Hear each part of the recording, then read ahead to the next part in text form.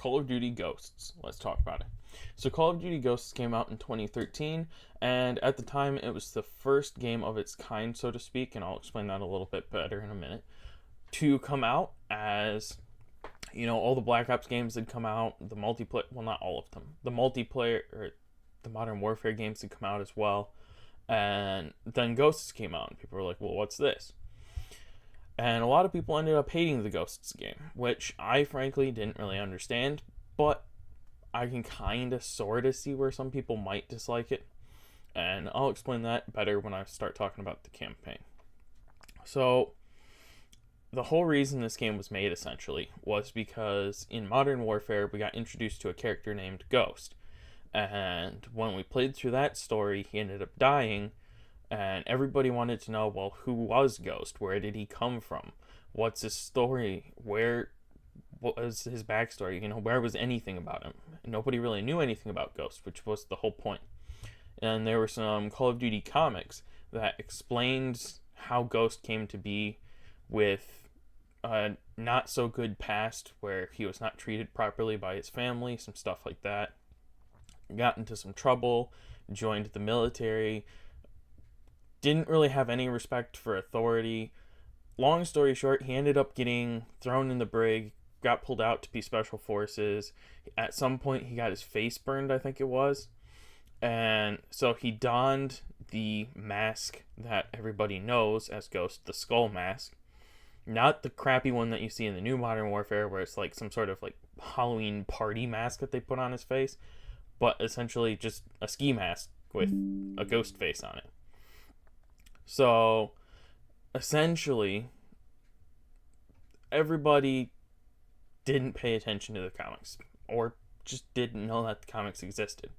So nobody knew his backstory, and Call of Duty decided to release Ghosts as kind of a telltale backstory, but also a standalone game where it tells you a little bit about ghosts. So, let's talk about the campaign then. So in the campaign, you play as one of the sons of Elias Walker, either Hesh or Logan. At different times, you'll play different sons. And you can even play as their dog, Riley. Now, throughout this campaign, it flip-flops back and forth in time, which is just important before I keep talking about this, because it's a story. So you play through for a while as one of the brothers, and then you go back in time, and then you play as the brothers again, and then back in time, and it just flip-flops back and forth. So, to start the campaign, there's a military base in the sky that's in charge of essentially gravity rods, which, if you don't know what those are, they're just giant rods on satellites that drop to the Earth, like they get released, and they're more destructive.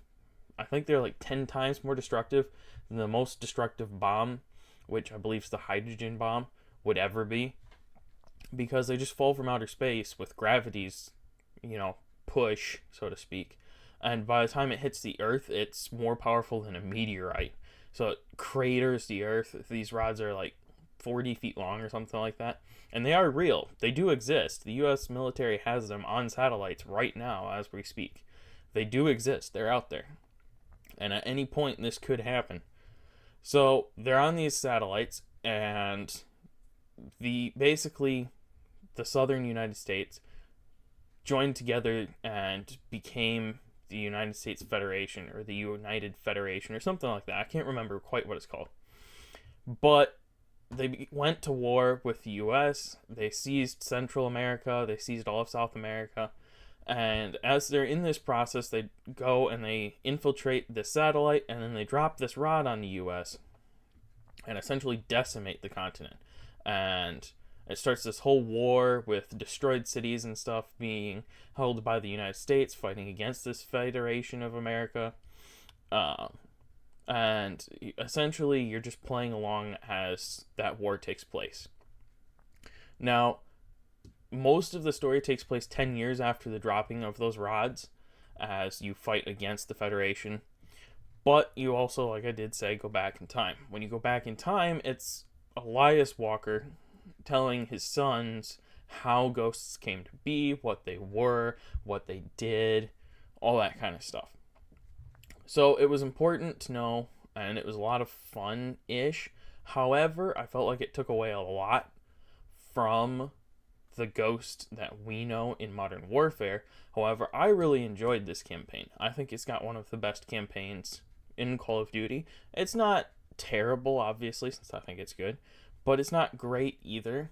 And again, just like with Advanced Warfare, if you leave it out of all of the Call of Duty games, other than that, it's just a standalone game like it was supposed to be, then this game's pretty good. I love the campaign on it. I think it's awesome.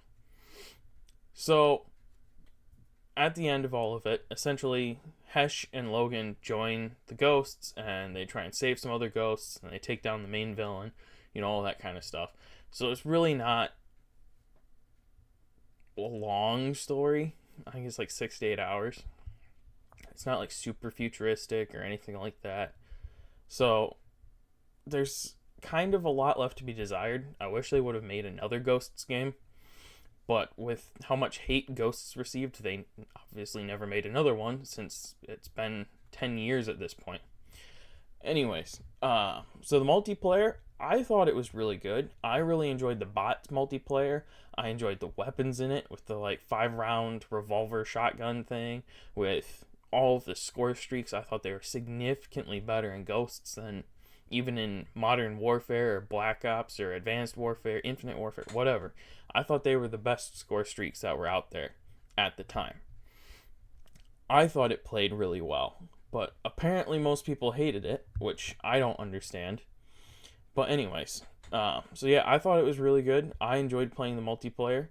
I don't know if the servers are still active or not right now. It's been a really long time since I've checked the multiplayer online servers, but I do still play this on my own against bots, and I do still play it with my friends against each other.